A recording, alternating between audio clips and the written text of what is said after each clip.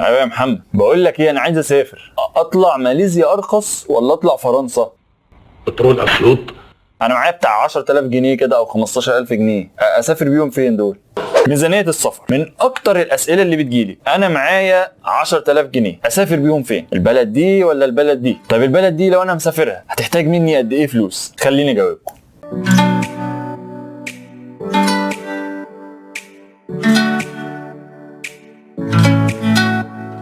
اول حاجه محتاج تعرفها عن ميزانيه السفر انها بتعتمد على حاجات كتير جدا. مسافر مع كام واحد، مسافر امتى، مسافر فين، وهتقعد قد ايه، وهل السفريه دي حاجه مرفهه اوتيلات وبتاع ولا سفريه باك باكرز وهنوفر على قد ما نقدر. عشان كده مفيش حد فينا كترافل بلوجرز بيقدر يجاوب على السؤال بتاع انا معايا 10000 جنيه اروح بيهم فين، ولا البلد دي ارخص ولا البلد دي ارخص. بس اللي هعمله في الفيديو ده ان انا هعلمكم ازاي انت تحسب ميزانيه سفريتك بالظبط. طلع ورقه وقلم ويلا بينا نبتدي. خلينا نبتدي بالطيران، ان هو يعتبر اكبر تكلفه في السفريه كلها، والطيران بيعتمد برضو على حاجات كتير جدا. اهمها انت مسافر انهي بلد. هل مسافر بلد قريبه؟ اكيد هتكون ارخص من لو مسافر بلد بعيده. هل هتحجز قبل سفريتك دي بشهر ولا بشهرين، ولا هتحجز مثلا قبلها بيومين؟ فطبعا لو حجزها قبلها بيومين اكيد الطياره هتبقى غاليه. هتسافر من انهي مطار؟ هل من مطار العاصمه ولا من مطار بعيد شويه؟ ساعتها هتفرق برضه في الاسعار. وطبعا لو مسافر ايكونومي غير لو مسافر بيزنس. تحجز رايح جاي ولا هتحجز رايح بس وبعد كده هترجع من بلد تانية؟ كل العوامل دي بتغير في سعر التذكره، وسعر تذكره الطيران من اكتر الحاجات اللي بتتغير في سعر السفر. خلينا ناخد مثال.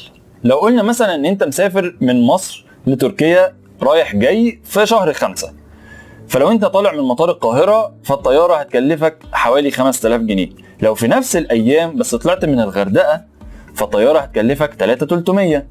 ده كان مجرد مثال صغير يوريك قد ايه اسعار الطيران بتتغير. وعشان كده احنا دايما بننصح ان انت تخش على المواقع زي سكاي سكانر وكاياك دوت كوم وموماندو دوت كوم، بلس طبعا مواقع شركات الطيران نفسها، عشان تقدر تقارن وتجيب ارخص سعر. نيجي بقى للاقامه، ودي في منها انواع كتير جدا. هل انت هتقعد في اوتيل 5 نجوم ولا اوتيل نجمتين، ولا هتقعد في هوستل مثلا، ولا هتقعد عند حد من اصحابك؟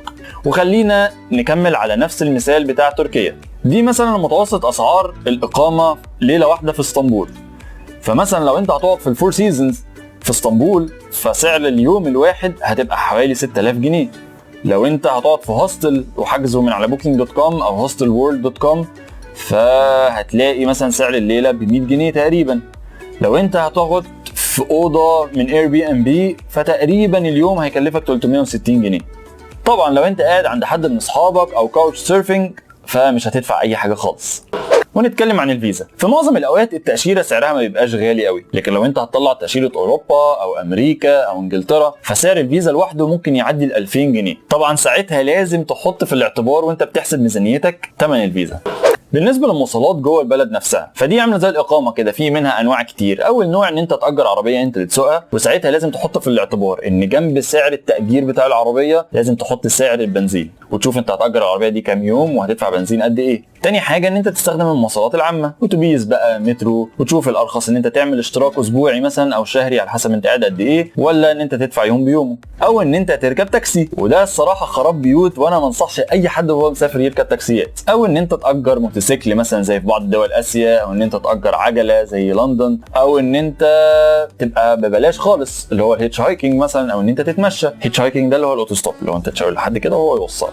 طيب ده لو انا مواصلاتي جوه نفس المدينه. طب لو انا هسافر من مدينه للتانيه جوه نفس البلد، ايه الحل؟ لازم احط في الاعتبار نوع المواصلات برضو واحطها في الميزانيه. هل انا هسافر طيران من مدينه للتانيه؟ هل انا هسافر بالقطر؟ هل انا هسافر بالاتوبيس؟ هل انا هستخدم بلا كار مثلا في اوروبا اللي هو الكار بولينج اللي هو اركب مع حد في عربيته، ولا هستخدم برضو الهيتش هايكنج واخلي حد يوصلني ببلاش؟ وطبعا هنجاوب على السؤال الشهير بتاع هي المعيشه في البلد دي تكلفني قد ايه؟ والمعيشه مقصود بيها يعني اكلك وشربك في البلد دي هيكلفك قد ايه. طبعا التكلفه هتفرق من انت قاعد كام يوم. يعني لو قاعد مثلا اسبوع غير لو قاعد شهر، اكيد هتصرف اكل اكتر في الشهر. عامه انت ممكن تستخدم في 2 ويب سايتس مشهورين جدا تقدر من عليهم تعرف اسعار الاكل والشرب والاساسيات معيشتك في البلد دي. في واحد اسمه budgetyourtrip.com وفي numbeo.com. طبعا من الحاجات اللي حضرتك عايز تعملها وانت مسافر هي ان انت تزور اهم المزارات في كل مدينه. بس يجي السؤال، انا هعرف سعرها ازاي من قبل ما اروح؟ خليني اقول لك ان اهم المزارات اللي موجوده في كل مدينه ليها ويب سايت خاص بيها، تقدر تعرف من عليه سعر التذكره بكام، هل لو انتوا جروب هيبقى ليكوا ديسكاونت قد ايه، السعر للطلبه بكام، تقدر تعرف من عليه كل حاجه. وعلى سبيل المثال خلينا ناخد متحف اللوفر في باريس، ده شكل الويب سايت بتاعه، تقدر تعرف من عليه سعر التذكره بكام بالظبط. في بعض الناس وهي مسافره بتحب تعمل اكتيفيتيز معينه زي سكاي دايفنج، سكينج، سكوبا دايفنج نفسه، فالحاجات دي بيكون ليها طبعا بادجت مختلفه. تخلي بالك ان حاجه مثلا زي السكينج محتاجه شويه معدات، يا اما هتاجرها من هناك يا اما هتشتريها من قبل ما تسافر، فدي طبعا ميزانيه زياده لازم تحطها في الاعتبار. اقول لك يلا نط يا عم، ليش هوب شغل هوبا بتاعكوا ده.